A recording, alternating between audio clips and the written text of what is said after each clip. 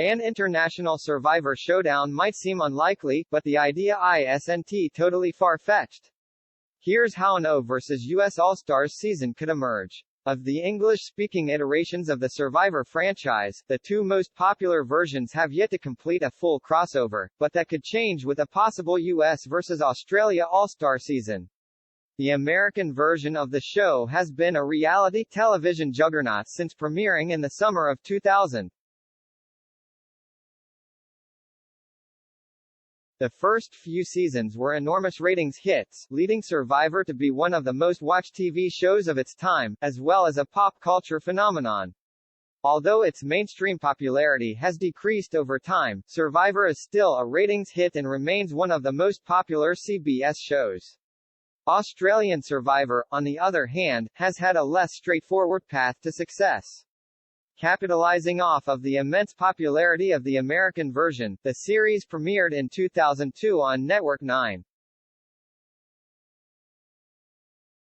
However, due to low ratings and poor reviews, it was cancelled after the first season.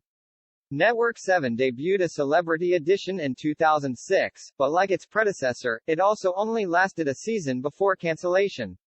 In 2016, Network 10 premiered its version of Australian Survivor, which has built a loyal following, and has spawned 7 seasons so far.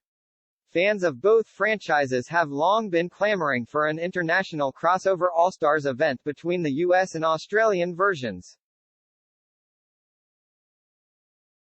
And it's certainly not an impossibility. The most probable path for such a season to take place would be for it to happen in an Australian Survivor season.